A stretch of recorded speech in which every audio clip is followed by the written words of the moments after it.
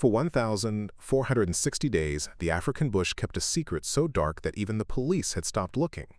Imagine the horror of knowing your children vanished into thin air, leaving behind nothing but a cold trail and a broken family. But while the world moved on, deep within the deadly forbidden sector known as the Devil's Throat, a miracle was being guarded by the most unlikely of saviors. This isn't just a story of survival. It is a heart-stopping collision of human cruelty and animal justice, where the only thing standing between two trapped sisters and a ruthless executioner was the roar of a wild lion. You are about to hear a story that defies logic and proves that sometimes help comes with claws. Before we descend into the darkness of the caves, please take a moment to hit that like button and subscribe to the channel. It truly supports our work and helps us present more incredible stories like this one. Now brace yourself, because the truth is about to come out. The map on the dining room table was not merely a piece of paper, it was a topography of obsession, a sprawling, chaotic testament to a life that had stopped moving forward 4 years ago. It was creased in 1,000 places, the paper worn soft as fabric where fingers had traced the same routes night after night, stained with the brown rings of cold coffee mugs and the warped, salty splotches of teardrops that had dried and faded. David Hartley stared at it until the contour lines began to swim like vipers in his vision, blurring into a headache that sat behind his eyes like a lead weight. The red marker in his hand hovered over the northern sector of the Savuti Nature Reserve, a jagged, inhospitable expanse of rock and scrub known to the locals as the Devil's Throat. It was a place where the GPS signal died, swallowed by the iron-rich geology, and the heat rose from the basalt rocks in shimmering waves that could cook a man's brain in his skull.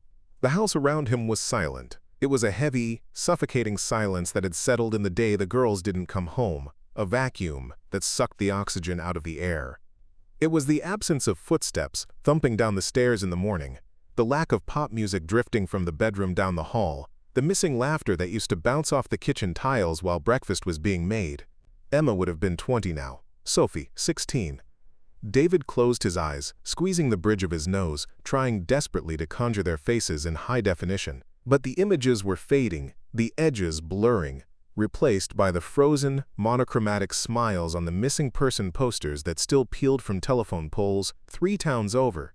He remembered the smell of Sophie's strawberry shampoo and the way Emma used to chew her lip when she was studying math, but these sensory anchors were slipping away, drifting into the fog of trauma. David. The voice was soft, worn thin by the same grief that carved hollows into David's cheeks. Margaret stood in the doorway, her hand resting on the frame as if she needed the physical support to stay upright. She was wearing her bathrobe, the one she had worn for days on end in that first year, clinging to it like armor. She looked at the map, then at him, her eyes filled with a terrifying mixture of pity, love, and exhaustion. "It's late," she said, stepping into the room. Her slippers made a whispering sound on the hardwood. "You have to stop. The police closed the file 6 months ago. The private investigator quit. We have to. David, we have to try to live." "They aren't dead, Maggie," David whispered, his voice cracking, a dry sound like stepping on autumn leaves. He didn't look up. He traced the ridge of the Devil's Throat with the marker, pressing down until the tip bled through to the wood of the table. "I feel it. It's a physical weight in my chest, right here. If they were gone, truly gone, I would feel the severance, I would feel the void. But the cord is still there. It's pulled tight, stretched across the ocean and the continent, but it hasn't snapped." Margaret walked over and placed a hand on his shoulder. Her touch was warm, grounding, a lifeline to the present. "You're going back," she stated, not as a question, but as a resignation to a cycle she couldn't break. "One last time." David promised. Though they both knew it was a lie, he told himself to survive the night. "I never checked the limestone caves in the northern ridge properly. The rangers said it was leopard territory, too dangerous, unstable. But if someone took them, where would they hide? Not in the open plains where the tourists go. They'd go where the world doesn't look. They'd go into the dark. Thousands of miles away, under the vast, uncaring canopy of the African night, the world was indeed not looking. But the earth was listening. In the heart of the Savuti Reserve, the air smelled of dry sage, cooling dust, and the sweet, rotting scent of wild figs. It was a landscape of stark beauty and brutal realities, where life and death danced in a rhythm as old as the tectonic plates beneath the soil. Daniel Jacobs sat in the worn driver's seat of his patrol jeep, the engine idling with a rhythmic chug that vibrated up his spine. At 24, he was no longer the fumbling volunteer he had been 4 years ago, but the ghost of that failure still haunted him, sitting in the passenger seat of every patrol he drove. He had been there the week the Hartley girls vanished. He had been part of the search line, walking shoulder to shoulder with hundreds of others, beating the long grass with sticks, calling names into the wind until his voice was raw and his throat bled. He remembered David Hartley's face, the haunted, hollowed-out look of a man watching his universe collapse. He remembered the way the father had grabbed his arm, fingers digging into the fabric of Daniel's uniform, pleading for a miracle that Daniel, a 19-year-old kid with a walkie-talkie and an oversized uniform, couldn't provide.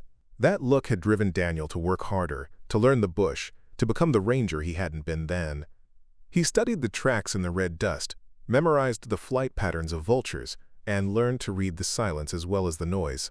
"Station, this is Jacobs," Daniel murmured into the radio, his thumb brushing the transmit button. The plastic was smooth, worn down by years of friction. "I'm doing a final sweep of Sector 4. The seismic activity from last week has shifted some of the rock falls near the northern boundary. Just checking for trapped wildlife." "Copy that, Jacobs," came the crackling reply. "Keep it brief. Head Ranger Mills wants everyone back for the briefing on the Ivory Task Force by 1800. Don't go playing hero in the dark. The poaching intel is spiking." Thomas Mills. The name commanded respect. Mills was a legend in conservation circles, the man who had modernized the park's security, brought in drones, and secured international funding. He was Daniel's mentor, the one who had taken the broken volunteer under his wing and turned him into a competent ranger. Mills was hard, practical, and unsentimental. Everything Daniel tried to be. Daniel recalled the day Mills taught him how to track a wounded buffalo, the older man's voice calm and steady, while Daniel shook with adrenaline. "Respect the fear, Daniel," Mills had said, "but do not let it drive the car." Daniel put the jeep in gear and rolled forward, the tires crunching over the gravel. He wasn't heading to Sector 4 to check for trapped antelope. He was following a sound. For 3 nights, the deep, guttural roar of a lion had echoed from the devil's throat. It wasn't the rhythmic, territorial call of a pride male asserting his borders, the sound that usually signaled, "I am here, this is mine." This was different. It was persistent, agitated, almost mournful. It was the sound of an animal that had found something it didn't understand. The locals called the lion Mufasa. He was a massive brute, a solitary male with a mane as black as charcoal and a scar running diagonally across his muzzle, a souvenir from a poacher's snare years ago. Mufasa was known for his ghost-like ability to vanish into the scrub, a phantom of the savannah. But lately, he had made himself dangerously visible. He was anchoring himself to one spot, refusing to hunt, refusing to leave. As Daniel navigated the treacherous rocky incline toward the cave systems, his headlights cut through the gloom, illuminating swirling moths that danced in the beams and the reflective, green fire of hyena eyes skulking in the periphery. He felt a knot of anxiety tighten in his stomach. Animal behavior didn't change without cause. Nature was a system of patterns. When the pattern broke, it meant danger. Deep within the limestone labyrinth, miles from where Daniel drove, the cause of the lion's distress was huddled in the damp, suffocating darkness. Emma Hartley, now 20 years old, sat with her back pressed against the cold stone wall. Her legs were pulled up to her chest, her arms locked tight around her sister, Sophie. They were no longer the girls from the missing posters. Emma's once soft features were sharpened by malnutrition and constant vigilance, her cheekbones jutting out like blades under skin that hadn't seen the sun in weeks. Her hair was matted, cut short with a jagged stone to keep it out of her eyes. Sophie, 16 now, was a shadow of a girl, her growth stunted by lack of nutrients, her eyes wide and dark, seeing things that weren't there. The cave smelled of mold, ancient stone, and fear. It was a purgatory they had lived in since the earthquake gave them a sliver of hope. "Is he coming back?" Sophie whispered. Her voice was a dry rasp, barely audible over the dripping of water from a stalactite somewhere in the blackness. "I can smell the smoke from his truck. It smells like burning rubber." "Hush, Soph," Emma murmured, rocking her gently. She ran a dirty hand over her sister's hair, a soothing gesture born of 1,000 terrified nights. "Listen to the guardian. He's still there. As long as he roars, the bad man can't come in." Outside the narrow fissure they had squeezed through, the low rumble of the lion vibrated through the rock. To anyone else, the sound would be the stuff of nightmares, a promise of violence. To the sisters, it was a lullaby. It was the only thing standing between them and the monster who owned the keys to their chains. Emma closed her eyes, remembering the first time they saw the lion. They had stumbled out of the fissure, blinded by the moonlight, only to find the massive beast blocking their path. They had frozen, expecting death. But the lion had simply sniffed the air, his golden eyes narrowing, and laid down. He hadn't trapped them, he had shielded them. James Botha was not a man who believed in luck or karma or redemption. He believed in leverage. A hulking figure with skin like tanned leather and eyes devoid of empathy, he had spent the last 4 years operating an empire of blood and bone from these caves. The girls had been an accident, stumbling upon his ivory cache while chasing a butterfly off the main trail 4 years ago. He should have killed them. That was the logical move. But panic had made him hesitate, and then greed had taken over. They were insurance. If the authorities ever closed in, he had 2 bargaining chips that would freeze any tactical team in their tracks. He had kept them in a deeper cavern, forcing them to polish raw ivory tusks until their fingers bled, feeding them just enough to keep their hearts beating. But now, the earthquake had ruined everything. The tremor had collapsed the wall of the main cavern, opening a fissure that led to this secondary air shaft. The girls, desperate and small, had slipped through like rats. Botha had tracked them to this exit, a small cave mouth halfway up a sheer cliff, but he couldn't get inside. Because of the lion. Botha stood on the ridge opposite the cave entrance, watching through thermal imaging binoculars. The green display showed the massive heat signature of the beast, a burning red shape against the cool blue of the rocks. He spat on the ground, cursing in Afrikaans. Mufasa was lying directly across the cave mouth, his massive head resting on his paws, his tail twitching. Every time Botha had tried to approach with his tranquilizer rifle or his sidearm, the beast had risen, roaring with a ferocity that shook the leaves off the acacia trees. "Stupid cat," Botha hissed, wiping sweat from his forehead. He couldn't shoot the lion. Not yet. A gunshot would echo for miles in this canyon, alerting the patrols. He needed to get in, silence the girls, and move his operation before sunrise.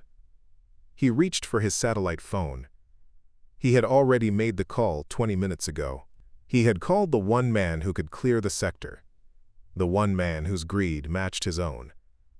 "Get here," Botha muttered to the empty air. "If they talk, we both hang." Daniel stopped the jeep. The terrain had become impassable, a chaotic jumble of boulders thrown down by the recent tremor.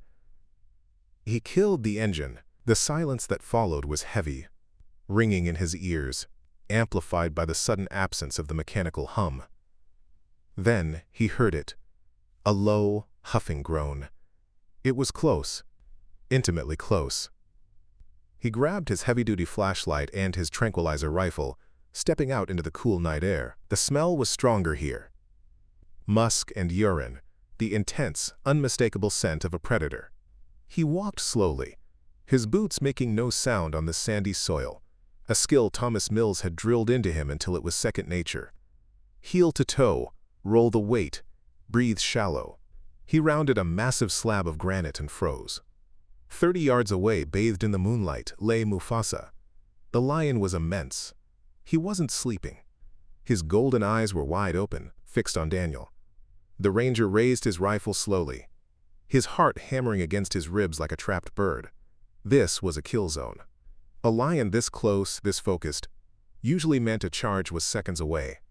Daniel could see the scars on the lion's flank, the twitch of the whiskers, the rise and fall of the massive ribcage. "Easy, boy," Daniel whispered, his voice trembling. "I'm not here for you. I'm just passing through." Mufasa stood up. The movement was fluid, Like water flowing uphill. He didn't crouch. He didn't bare his teeth.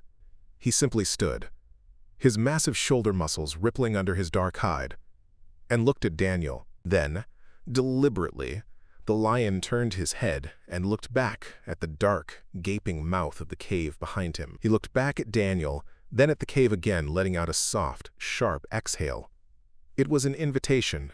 It was a gesture of interspecies communication that defied everything Daniel had learned in his textbooks. "Look," the lion seemed to say, "look at what I have found. Look at what I cannot fix." Daniel took a step forward. Mufasa didn't flinch. Daniel took another.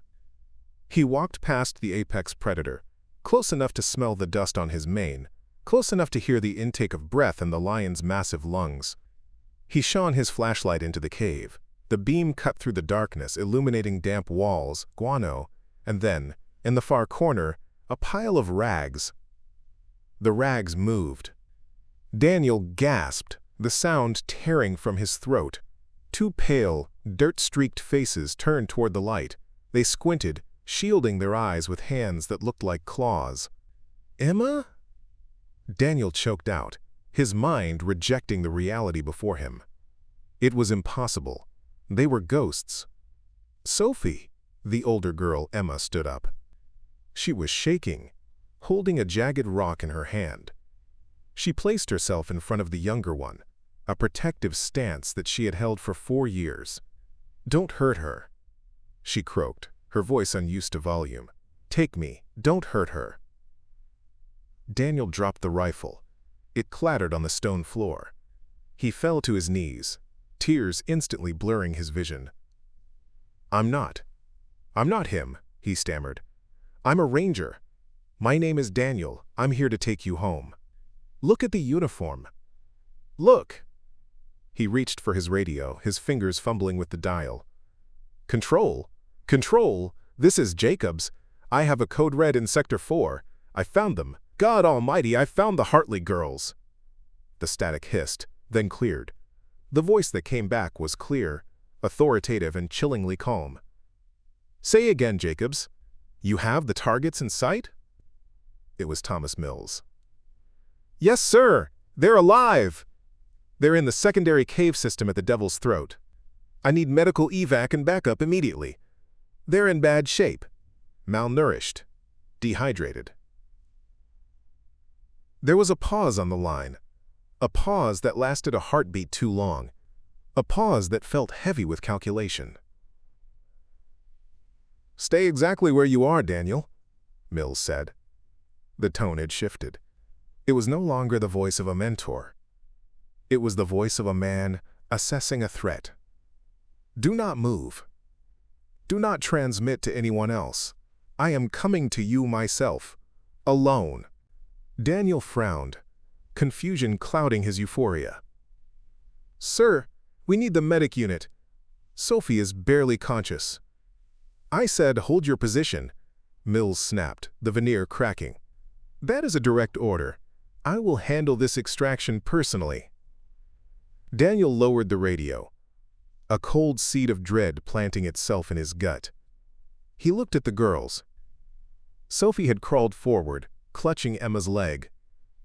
Her eyes were fixed on the radio in Daniel's hand, wide with a terror that went beyond simple fear. "That voice," Sophie whispered, the sound barely more than a breath. Daniel looked at her.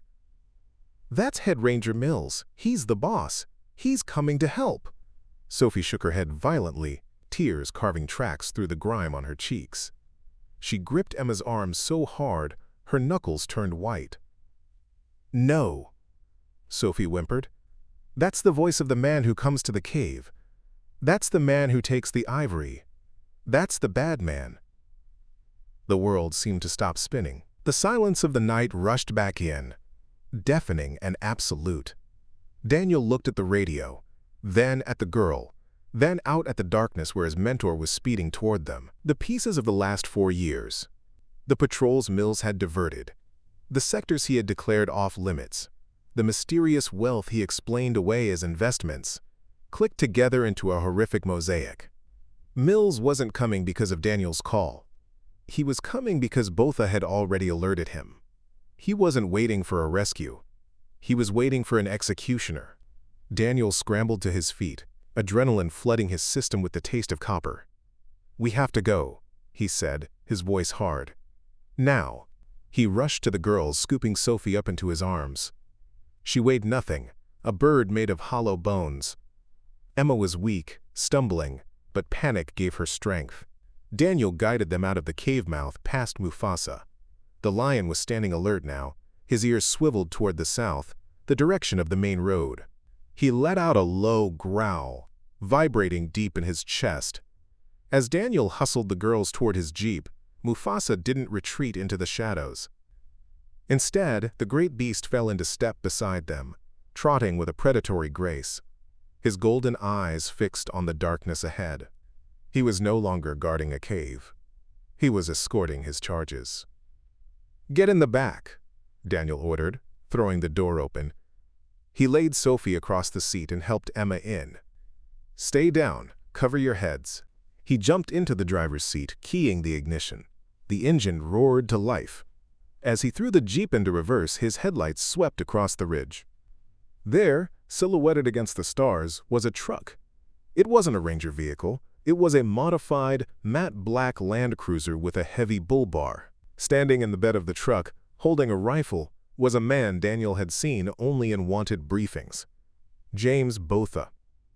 Botha raised the rifle. "Hold on!" Daniel screamed. He slammed on the gas just as the windshield shattered. Glass sprayed over the dashboard like diamonds. Daniel wrenched the wheel to the left, the jeep fishtailing in the loose gravel. He heard Emma scream in the back, a high, thin sound that pierced his heart. The chase began not with speed, but with violence. The terrain was a nightmare of jagged rocks and hidden drop-offs. Daniel drove by instinct, his suspension screaming as the jeep launched off ledges and slammed into dry riverbeds.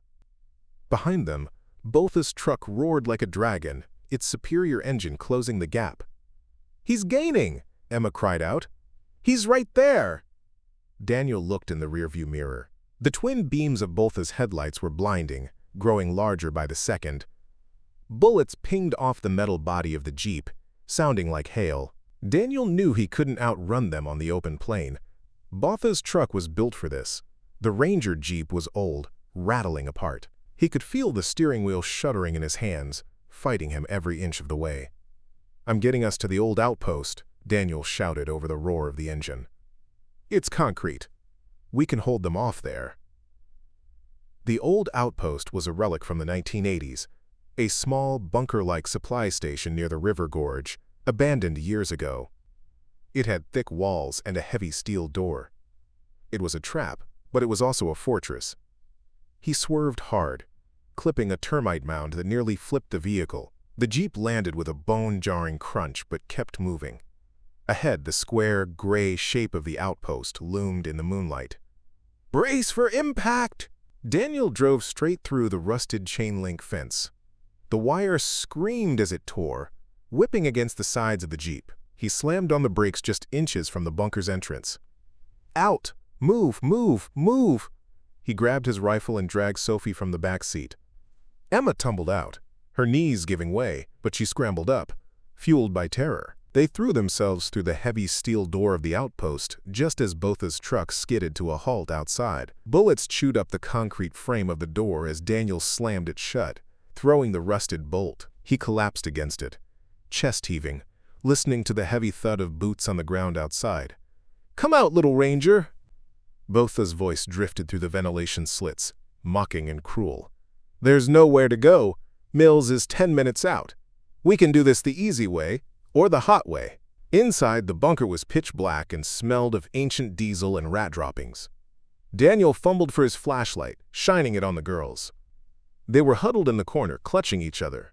Sophie was rocking back and forth, humming a tuneless melody, her eyes shut tight against the reality. "I'm sorry," Daniel whispered, the guilt crashing over him. "I led us right into a corner." "You came for us," Emma said, her voice surprisingly steady. She looked at him, her eyes fierce in the dim light. "For 4 years, nobody came. You came." Outside, the sound of liquid splashing against the concrete walls made Daniel's blood run cold. The smell of gasoline seeped through the cracks. "Have it your way!" Botha shouted. Then came the whoosh of combustion. The heat was instantaneous. The dry brush around the outpost caught fire, and the flames licked up the sides of the building. Smoke began to curl under the door and through the vents, thick and acrid. "He's burning us out!" Daniel coughed, pulling his shirt up over his nose. He scanned the room. There was no other exit. The ventilation shaft was too small for a human. They were sealed in an oven. The temperature rose rapidly. Sophie began to cough, a wet, hacking sound. Daniel moved them to the center of the room, the farthest point from the walls, but he knew it was a matter of minutes. The oxygen would burn up, or the smoke would choke them. This is it, he thought. A wave of despair washing over him. He had failed. He had found the miracle, only to bury it in ash. He thought of David Hartley's face. He thought of the map on the table. He thought of the empty bedrooms and the silent house. Then, over the crackle of the flames, came the sound of another engine approaching. Brakes squealed. Doors slammed. "Botha!" It was Thomas Mills, voice sharp and angry. "What are you doing? I said contain them, not burn down the sector." "The smoke will draw patrols from the southern gate." "They wouldn't come out," Botha yelled back. "Dead is dead, Thomas. It's cleaner this way. Ashes tell no tales." "You fool," Mills spat. "If the fire spreads—" The argument was cut short by a sound that seemed to emanate from the earth itself.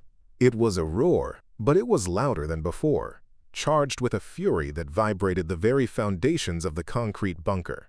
It wasn't just a sound. It was a physical force, a declaration of war. Daniel looked at the ventilation slit. Through the swirling smoke and the orange glow of the fire, he saw movement in the tall grass. Mufasa had followed.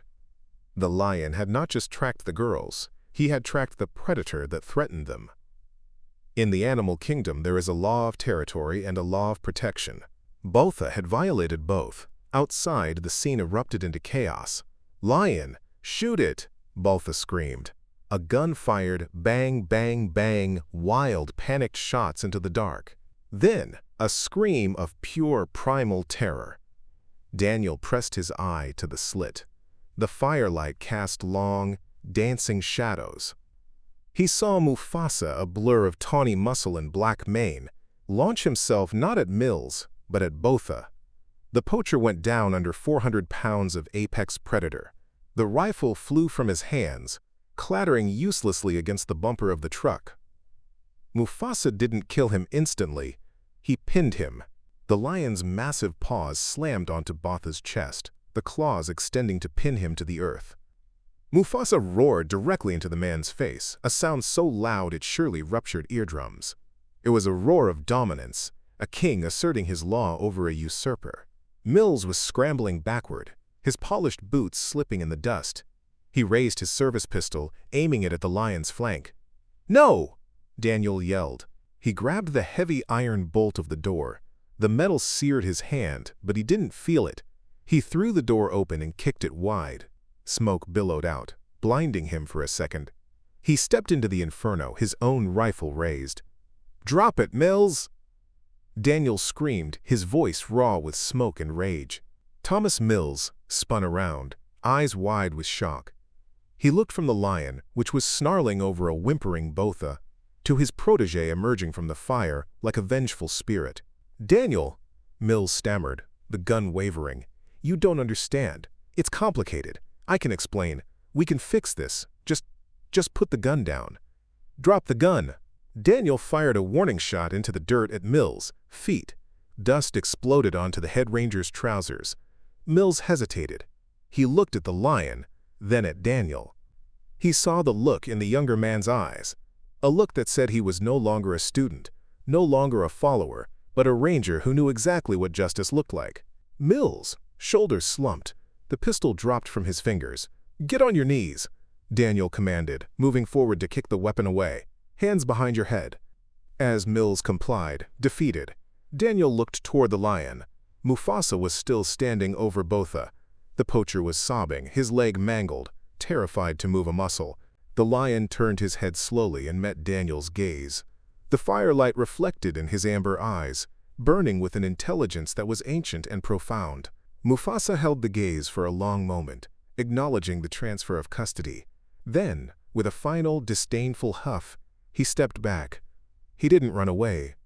He simply walked a few paces to a termite mound, sat down, and began to groom his paw, as if he had just finished a minor chore. Daniel rushed back to the bunker entrance. "It's over," he choked out, helping Emma and Sophie into the fresh air. "It's over." The girls collapsed on the cool dirt, away from the fire, gasping in the sweet night air. Emma looked up at the lion, then at Daniel, and finally, for the first time in 4 years, she allowed herself to close her eyes and weep. The next hour was a blur of flashing lights and sirens. The backup units from the southern gate, alerted by the smoke, arrived in a swarm. Paramedics descended on the girls. Other rangers handcuffed Mills and Botha, looking at their former boss with a mixture of disgust and betrayal. But for Daniel, the world narrowed down to a single moment. A silver sedan tore through the cordon, ignoring the rangers' shouts. It skidded to a halt near the ambulance. The doors flew open. David and Margaret Hartley spilled out. They didn't run. They couldn't. They moved with the jerky, desperate motions of people walking in a dream, afraid to wake up. David Hartley stopped 10 feet away from the ambulance. He saw the huddled shapes wrapped in foil blankets. He saw the hair he had brushed 1,000 times. He saw the daughter he had mapped the world to find. "Emma?" David's voice was a broken whisper. Emma, sitting on the edge of the ambulance with an oxygen mask in her hand, looked up. She saw him. Her face crumbled. "Dad?" David fell to his knees. Margaret let out a sound that wasn't a word, but a release of 4 years of held breath. They collided with their daughters, a tangle of arms and sobbing, a knot of humanity knitting itself back together. David buried his face in Sophie's hair, smelling the smoke and the dirt, but beneath it all, the undeniable scent of his child. Daniel stood back, watching from the shadows. His hands were shaking. His uniform was stained with soot and sweat. He felt a heavy weight lift from his chest, replaced by a profound, aching gratitude. He watched as David Hartley looked up, scanning the crowd, until his eyes locked onto Daniel. David didn't speak, but he nodded. It was a nod that contained a lifetime of thanks, a silent pact of brotherhood. Daniel felt a presence beside him. He turned to see Mufasa.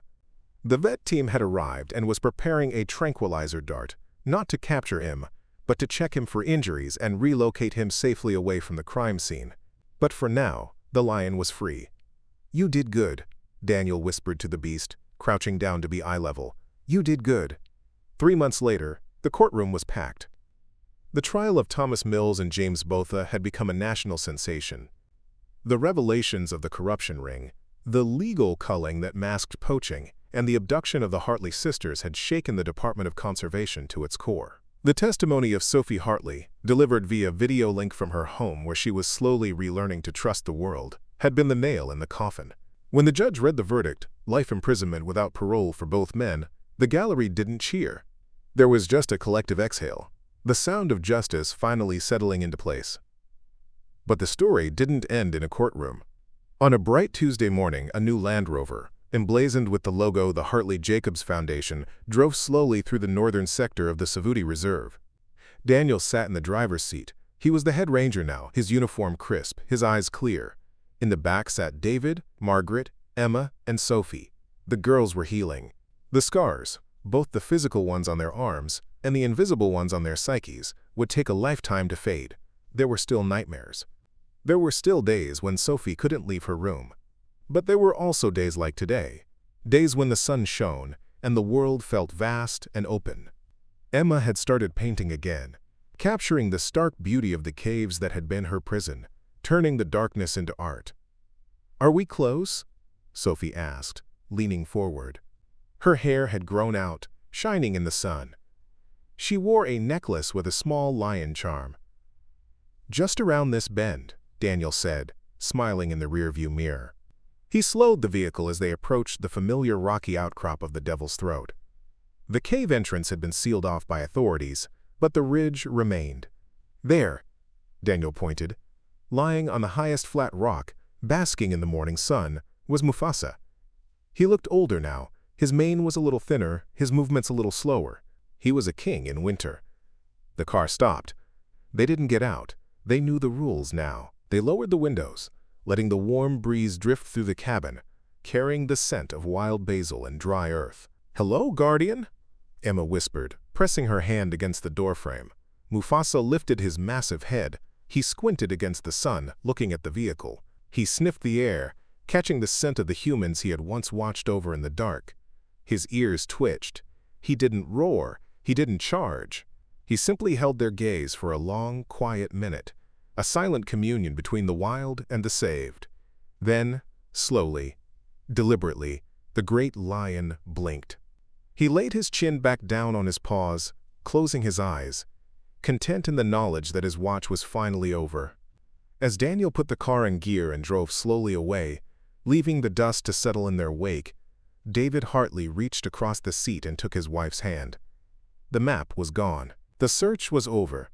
The horizon stretched out before them, vast and golden, no longer a place of loss, but a landscape of second chances. If this powerful story moved you, subscribe to our channel and hit that notification bell so you never miss another epic tale of courage, adventure, and the extraordinary world of lions. Share this video with a friend who would love this story.